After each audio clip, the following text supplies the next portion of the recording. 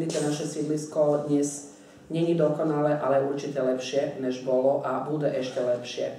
A v životu každej organizácie, či formálnej, neformálnej ako sme my, sú také kľúčové body. Keď sa stane niečo, čo úplne zmení vlastne tú organizáciu, lebo my fungujeme ako taká veľká sídlisková rodina, preto sme potrebovali túto sídliskovú obývačku, ktorej sme dneska večer. A pre nás ako iniciatívu takým jeden z tých veľmi dôležitých krokov, bodov zlomových bol, keď práve Ivan Malček priviedol Albina a povedal, že mám skvelého kolegu, ktorý je ochotný pomôcť a že či ho môžem priviesť. My sme povedali pravda, že každý jeden je vítaný a potrebujeme pomôcť každého človeka. V tej chvíli sme nevedeli, že aký človek to bude a ako veľmi nám pomôže všetkým obyvateľom sídliska.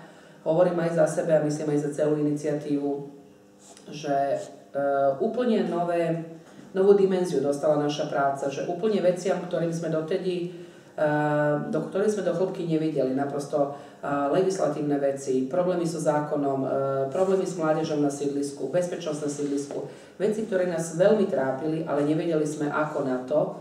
Vďaka Ivanovi Malčekovi a práve aj Albinovi vravím, že začali sa riešiť, začali sa pohýňať. Naprosto boli to ľudia, ktorým neskutočne záležalo, že nielen na našom sídlisku, ale práve konkrétne na tejto problematike, že ako zlepšiť, zvýšiť tú bezpečnosť na sídlisku, aj seniorov, aj deti. Neskutočne chodiny títo dvaja páni venovali, že preventívnej práci práve s mládežom tu v škole, vysvetľovať, učiť ich, že upozorňovať, že počúvať tie deti, čo vraveli, že kde sa boja, ktoré kútky sídliska sú také, že naprosto aj za bieleho dňa tam nepôjdu. Ja vravím, oni sú ušami a očami tohoto sídliska. Poznajú každú uličku, každý roh našeho sídliska a myslím, že takíto ľudia si určite, neberiem to ako zásluhu, že si zaslúžia stať sa poslancami, ale takýto typ človeka by mal byť poslancom preto, aby hovoril za nás všetkých a aby hovoril hlavne kompetentne. Aby nehovoril o niečom, o čom nevie, alebo o čom počul od niekoho iného, ale niečo, o čo fakt má zmapované, či zistil, že či je to ozaj tak, alebo to není tak do hĺbky a potom vlastne človek, ktorý v týchto veciach jednal, konal a vie, o čom hovorí. Nám ako ľuďom z iniciatívy to dáva taký pocit istoty, lebo vieme, že máme človeka, ktorý vie poradiť, ktorý pozná tú legislatívu, ktorý vie, o čom hovorí a prečo hovorí. A tak tiež myslím si, že to môže byť taká silná podpora. Práve tu je pani viceprimátorka, ktorá s ním tiež spolupracuje a ktorá vlastne vždycky, keď sme aj prišli za poslancami, nie každý nás vnímal rovnako. To, čo ja hovorím, že sme ušami a očami tohoto sídliska.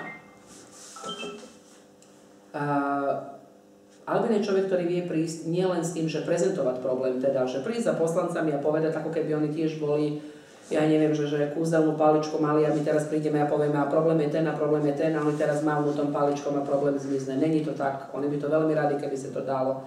Ale je to človek, ktorý príde teda aj s tým, aký je problém, ale myslím si aj už konkrétnym návrhom, ako ten problém rieši. Lebo presne vie, o čom hovorí. A práve vďaka tej spolupráce teda, že s niektorými poslancami za našu mestskú časť vlastne aj Albin, že kopa veci sa zlepšila a ďalej. A myslím, že hovorí jasne za to, že kto dneska s nami tu sedí, tak vidíte naprosto odozva podpora, že kto. A myslím si, že tá spolupráca do budúcna určite môže byť ešte lepšia. Neviem, či je pani Staníková chce niečo k tomu povedať, ale